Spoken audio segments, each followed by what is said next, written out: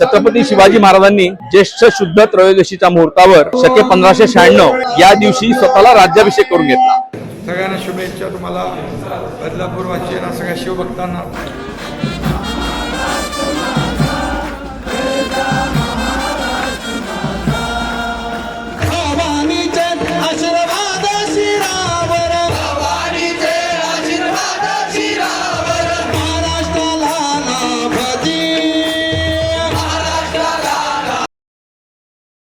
Good morning guys, सुबह हो चुके और अभी अरे हो हाँ सकाळ झाले.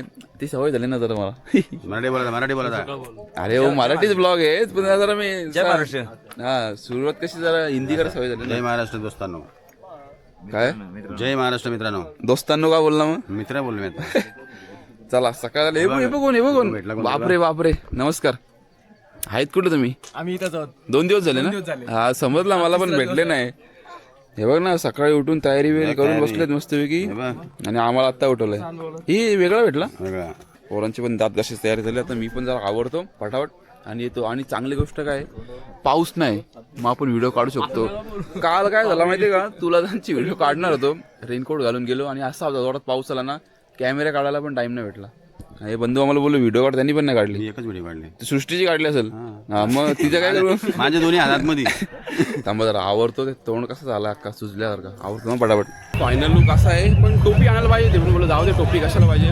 तर आज आपण आलोय छत्रपती शिवाजी महाराजांच्या 353व्या राज्याभिषेक सोहळ्यासाठी आणि त्याची पूर्ण तयारी झालेली आहे. बघा एवढी गर्दी अजून समोर तर खूपच गर्दी आहे. आपल्याला जागा भेटेल का नाही माहिती नाही पण आपण व्हिडिओ काढणार. व्हिडिओ शेवटपर्यंत बघत राहा. व्हिडिओ लाईक करून चॅनलला सबस्क्राईब करा. आणि हा यांचा लुक तोच अजून नाही. हे बघ आपल्याला आता जायचं सदरेवर पण इथे गर्दी एवढी आहे ना. हे बघा या साईडला पण गर्दी आहे. ते बघा शेवटच्या टोकापर्यंत गर्दी आहे आणि इकडे पण गर्दी. आपण वरतून दाखवतो तुम्हाला ड्रोन.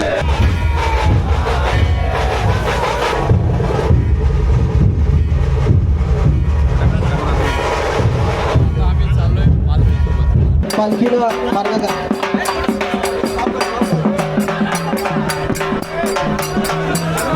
पालखीचा मार्ग मोकळा करा. पालखीचा मार्ग मोकळा करा.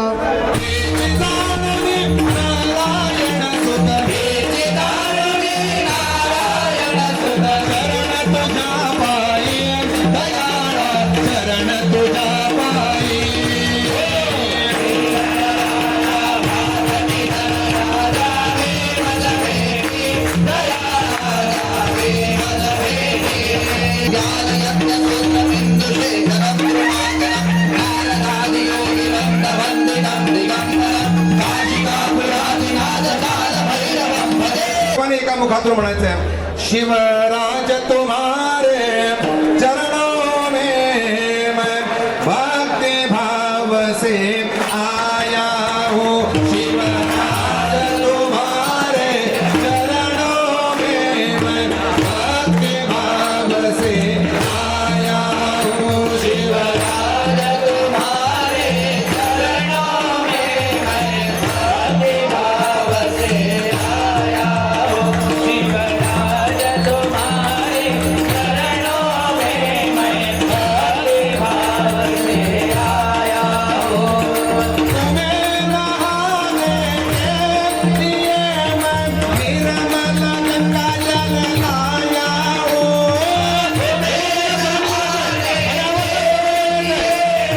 निर्मल गंगा जल लाया हूँ.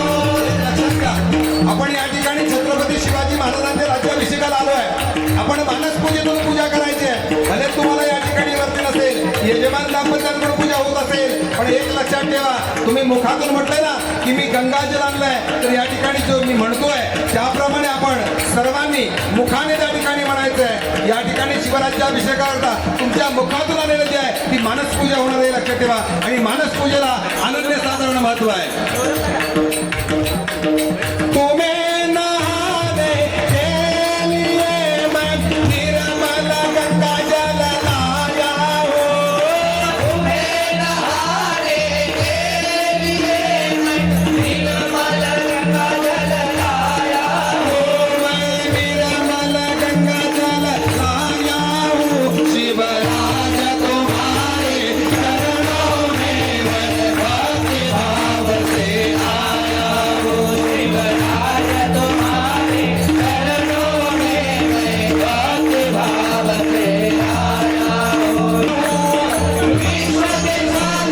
नमस्कार. मी सुधीर थोरात, श्री शिवाजी रायगड स्मारक मंडळाचा कार्यवाह. छत्रपती शिवाजी महाराजांनी ज्येष्ठ शुद्ध त्रयोदशीच्या मुहूर्तावर शके 1596 या दिवशी स्वतःला राज्याभिषेक करून घेतला. त्या दिवसापासून त्यांनी एक शक सुरू केलं, त्याला नाव दिलं श्री राजाभिषेक शक. पण आपण त्याला शिवराज्याभिषेक दिन अशा नावाने संबोधतो. तर हा कार्यक्रम आज रायगडावर लाखो शिवभक्तांच्या साक्षीने आणि उपस्थितीने साजरा होत आहे. या कार्यक्रमासाठी आज महाराष्ट्राचे माननीय उपमुख्यमंत्री एकनाथजी शिंदे तसेच स्थानिक आमदार आणि राज्यातले मंत्री आमदार भरतचंद डोगावले तसेच गोव्यातलेही मंत्री आमदार सुभाष फळदेसाई असे अनेक मान्यवर उपस्थित झालेले आहेत. या ठिकाणी प्रशासनाने उत्तम व्यवस्थापन केलेले आहेत. छत्रपती शिवाजी महाराजांनी आपला तो राज्याभिषेक करून घेतला, त्यामागे अनेक उद्दिष्ट होती. स्वतःचं सार्वभौम राज्य निर्माण करणं हे त्याचं प्रमुख उद्दिष्ट होतं. त्या निमित्तानं त्यांनी स्वतःची नाणी पाडली, स्वतःचं चलन स्वतःच्या राज्यामध्ये सुरू केलं आणि स्वतःच्या मस्तकावर छत्र धारण करून घेतलं. तो हा पवित्र दिवस म्हणजे छत्रपती शिवाजी महाराजांचा राज्याभिषेक दिन होय. नमस्कार. नमस्कार, मी सौरभ महेश करडे. राज्याभिषेकाला अगदी लहानपणापासून येतो, पण गेली 16 वर्ष रायगडावरती तिथीनुसार होणाऱ्या ज्येष्ठ शुद्ध त्रयोदशीच्या राज्याभिषेकाला प्रमुख वक्ता म्हणून मला राजसदरेची सेवा करता येते. हा उत्साह आम्हापासून आणि हा खऱ्या अर्थानं लोकोत्सव आहे. समाजाच्या प्रत्येक घटकातनं याच्यातला सहभाग आपल्याला दिसून येतो आणि हेच या लोकोत्सवाचं वैशिष्ट्य आहे. छत्रपती शिवाजी महाराजांचा तिथीनुसार होणारा हा अभिषेक हा महाराष्ट्राचा एक वैभवाचा लोकसोहळा आहे आणि त्याला लेखक, व्याख्याता, इतिहास अभ्यासक म्हणून आम्ही येतो. रायगडाच्या बाबतीत दरवेळी नव्याने इतिहास या ठिकाणी उलगडला जातो. असा हा दुर्गम आणि अनुपम सोहळा आहे. सुंदर सोहळा. आणलेलं आहे आणि या 56 प्रकारच्या मिष्टांना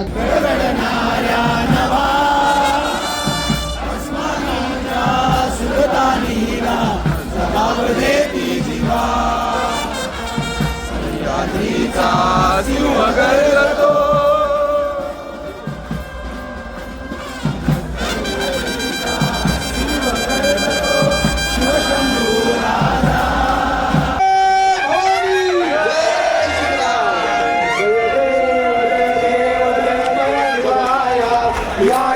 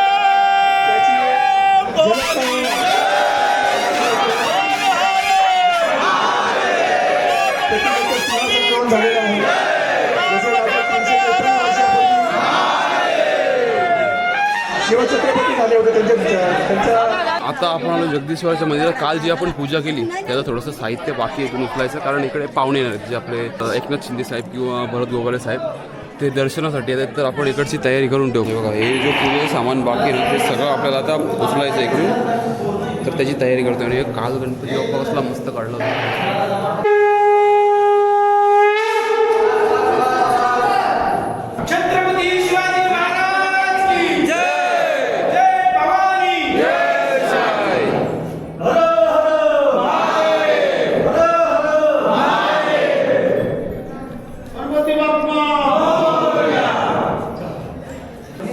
यावर्षीची पूजा जी आहे जी बदलापूर गावातल्या राजूत रायगडकडे होती. पूर्ण पूजेची जबाबदारी. सगळ्यांना शुभेच्छा. तुम्हाला बदलापूर वाचीयांना सगळ्या शिवभक्तांना.